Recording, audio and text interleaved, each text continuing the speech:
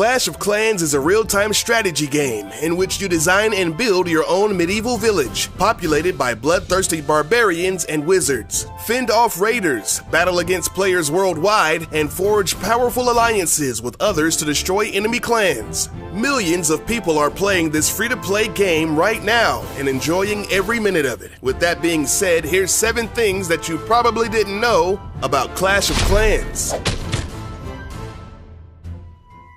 The creator of the game is Supercell. The company was founded in Finland in 2010. They are responsible for the hit games Boom Beach, Heyday, and Clash Royale. Supercell is valued at over $5.5 billion.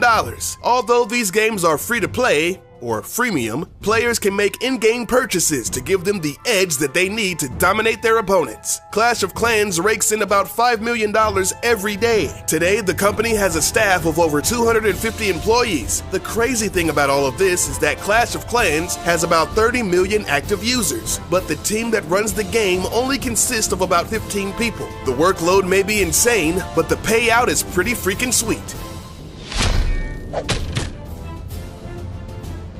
Surprisingly, the game earns most of its revenue from the top 10% of players. Elite players know that the only way to stay on top is to shell out some big bucks. Players are incentivized to pay for wall upgrades, gold, elixir, and expensive archer towers, because if they leave their bases unattended in real time, other players can come along and attack them while they're away, losing trophies and resources. A Clash of Clans player named Panda spent over $7,000 in a single month, and at one time, top Clash of Clans player Jorge Yao spent $250 a week on gems.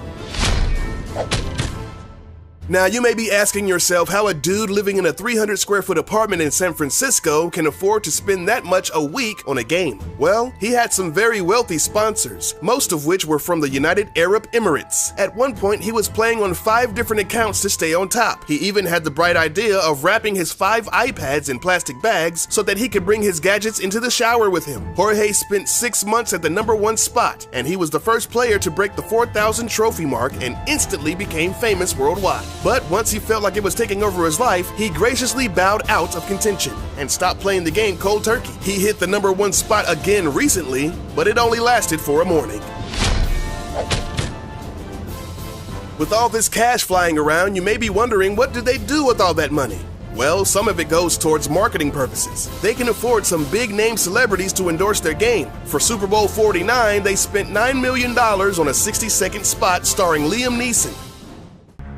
I can't wait to destroy your village while you beg for mercy, but you will get no mercy. I will have my revenge. Liam? I was going for Liam? Over here.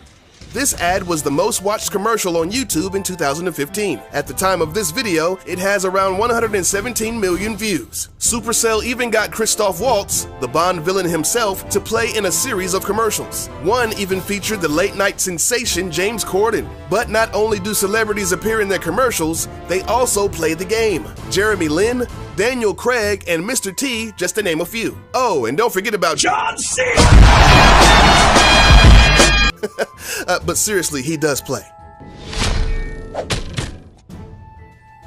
Speaking of Mr. T, Supercell is obviously fans of the Fool Pitier himself, so much so that the Pig Rider is modeled after him. The distinctive mohawk and beard is a dead giveaway. The only difference is the voice. Now you got me.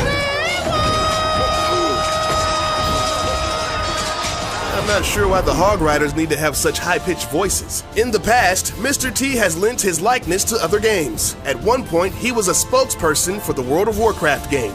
I'm Mr. T and I'm a Night Elf Mohawk. What's your game? Another highly beloved character of the game is the Pika. This seemingly unstoppable force has the strongest armor of any elixir-based troops and the highest damage of any normal unit in the game. The letters P-E-K-K-A don't officially stand for anything in particular. Supercell held a Facebook contest in August of 2012 to see who could come up with the best written-out name for Pika, as judged by the number of likes. The name, Perfect Enraged Knight Killer of Assassins, was the winner. But what is a Pika? A knight? A samurai? A robot? No one knows. But the mysterious and dangerous Pika is a girl. On one of the loading screens, there's a tip that reads, "The armor on Pika is so heavy that spring traps do not work on her." Now, some may say that calling a Pika a her is the same as christening a ship as a she, but honestly, at the end of the day, it doesn't matter what gender Pika is. It's still badass. One of the best features people respect about this game is the personal break timer. Basically, if you're playing the game non-stop for an ungodly amount of time, let's say 6 hours, the game automatically kicks you out and makes you take a break, sort of like a cooldown period. Folks have speculated that Supercell did this to deter people from using game-cheating bots, allowing them to stay online and protect their defenses 24/7. But most people think that it's just so people don't die while playing video games. Over the last decade, there have been dozens of well-documented cases of people succumbing to exhaustion, dehydration, and even cardiac arrest while playing non-stop for days on end. Dude, your castle's getting ready. Oh my